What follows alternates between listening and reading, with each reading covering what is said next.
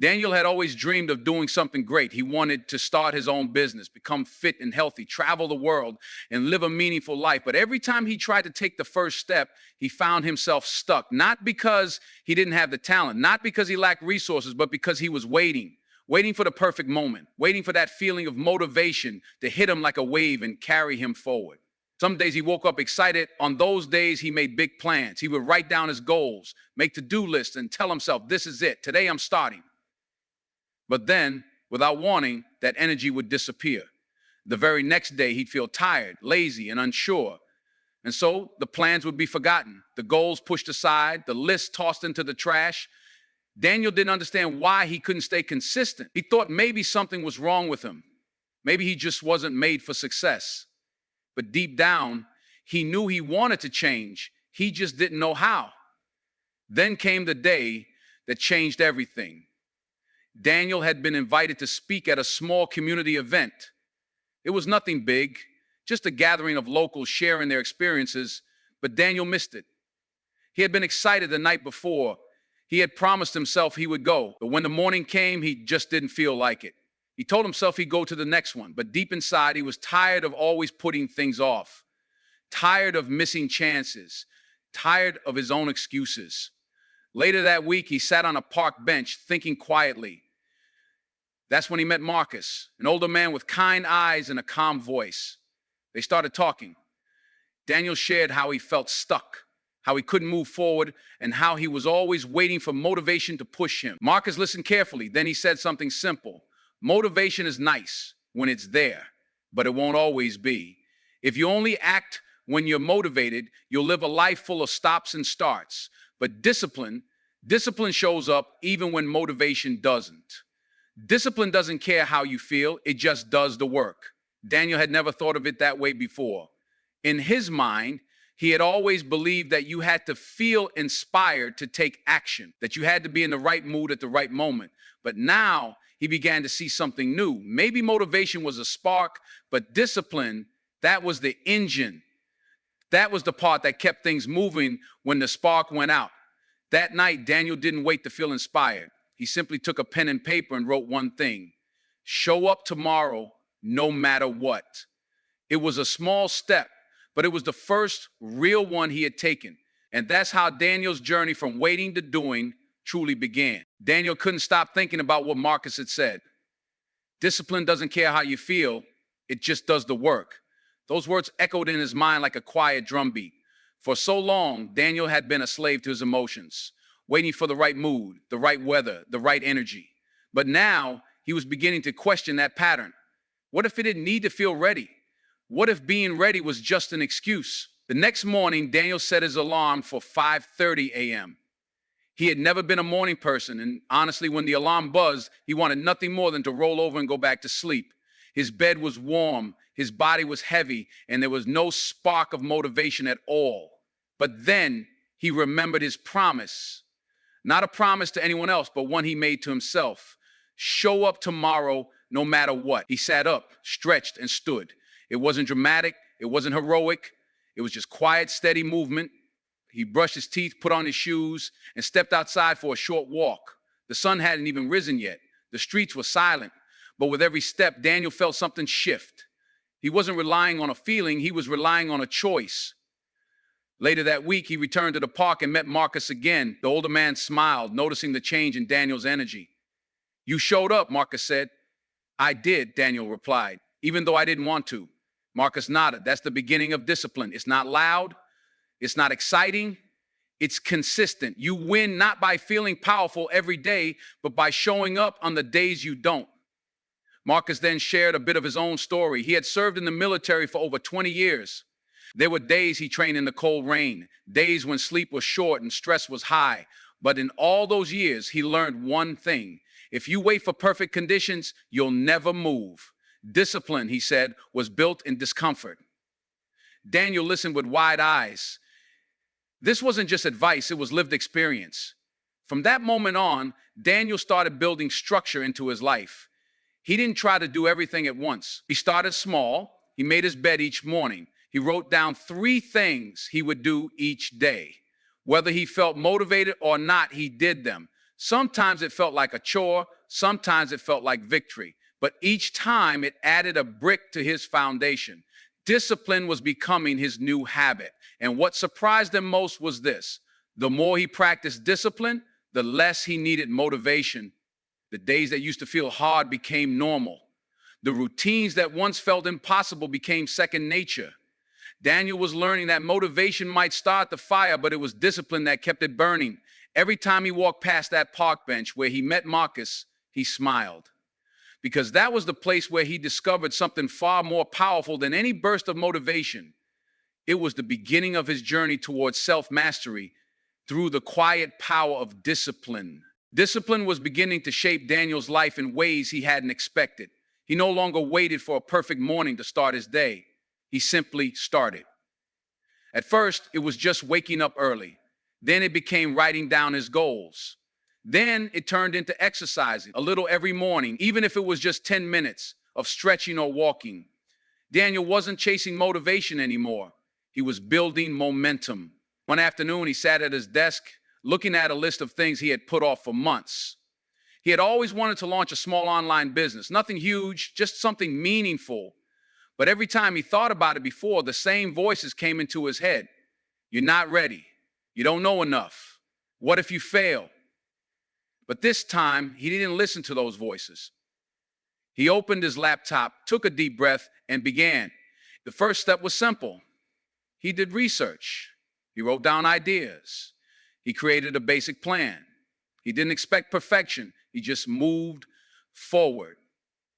And that was the difference. Discipline didn't expect perfection. It expected effort.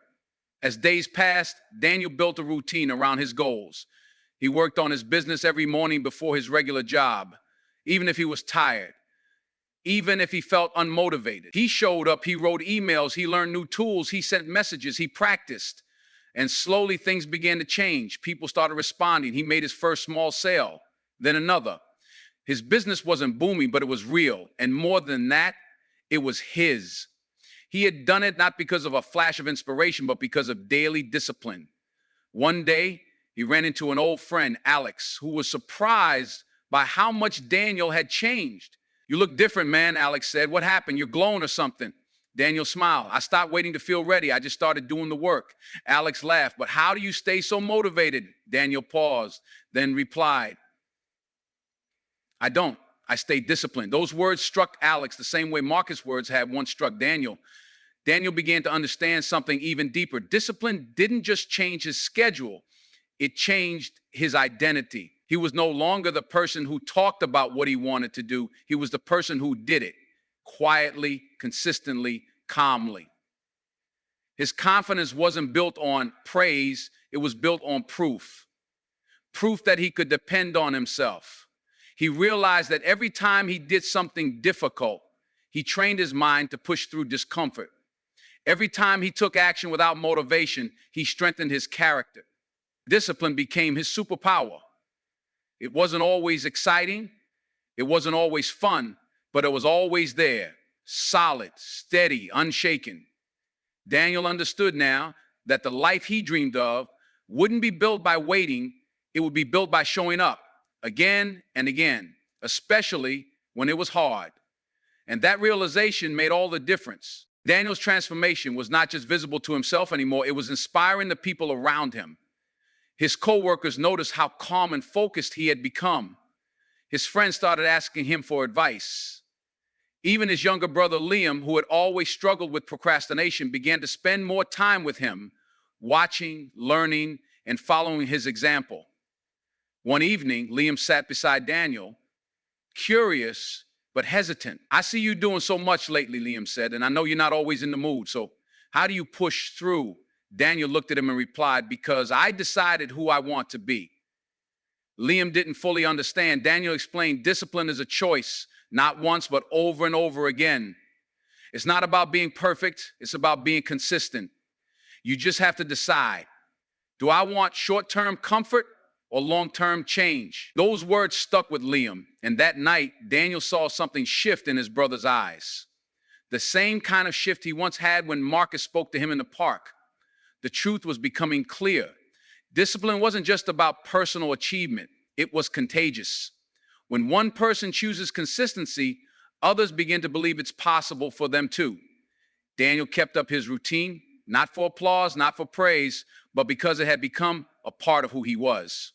He woke up early, he took care of his health, he worked on his goals, he learned something new each day, and he always made space for quiet reflection. But more importantly, he started mentoring Liam.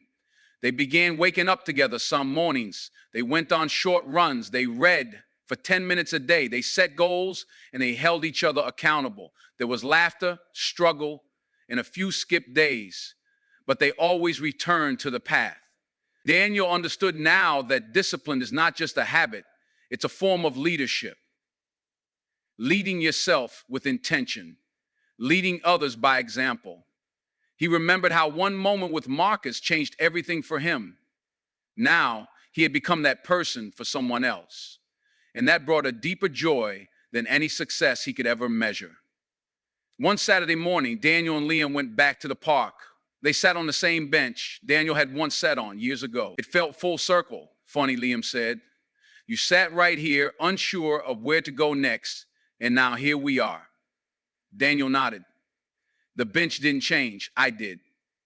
He smiled, not out of pride, but out of peace, because now he truly understood the quiet power of discipline. It starts with a decision, then a step, then another. It's not loud, it's not flashy, but it works. Day by day, moment by moment, choice by choice. And with each step, you don't just move closer to your goals, you become someone new, someone stronger, someone unstoppable. As time went on, Daniel's life began to look very different from where he had started. His business was growing, not fast, not flashy, but steadily. He was serving real people, solving real problems, and building something meaningful brick by brick. But something more important had taken root inside him. He no longer doubted himself the way he used to. He no longer waited for the world to cheer him on. He had become his own source of strength. One day, as Danny was cleaning up some old files on his computer, he came across a video he had recorded years ago, before everything changed. In the video, he looked uncertain, lost, even a little scared. He had recorded it for himself, hoping that one day he would become someone different. Now, watching that video, he didn't feel ashamed, he felt proud. Not because everything had gone perfectly, but because he didn't give up. He stayed consistent. He stayed disciplined, and he became the man he once hoped he could be. Daniel realized that discipline wasn't about forcing himself to do hard things forever. It was about building the kind of life where the hard things became normal. The early mornings, now part of the rhythm. The uncomfortable tasks, now manageable. The goals he once feared, now just steps in a journey. He had trained his mind to do the right thing, even when it was hard, and that made everything else feel easier. Years later, Daniel stood on a small stage in front of a local youth group. They had asked him to speak about success. But instead of talking about business strategies or personal development tricks, he told them a simple story. He told them about a man who once sat on a bench, unsure of his path. A man who waited for motivation until one day he chose discipline instead. He shared how discipline didn't come naturally. It came through repetition. He told them it wasn't always exciting and it didn't always feel rewarding in the moment, but it was real, it was lasting, and it was powerful. One of the students raised their hand and asked, "But what if I don't feel ready?" Daniel smiled and replied, "You don't have to feel ready, you just have to start." And in that moment, just like Marcus had once done for him, Daniel passed the light forward. The truth he had learned, the strength he had built, the discipline that had changed everything. As he left the stage, Daniel didn't feel like a hero. He felt like a servant of something greater, a reminder that true success is not a destination, but a direction, a commitment to keep going, to keep showing up, to choose action over excuses, discipline over mood, and courage over comfort. Daniel knew now, deep in his soul, that motivation may come and go, but discipline stays. It shapes, it strengthens, and in time it transforms not just what we do, but who we are.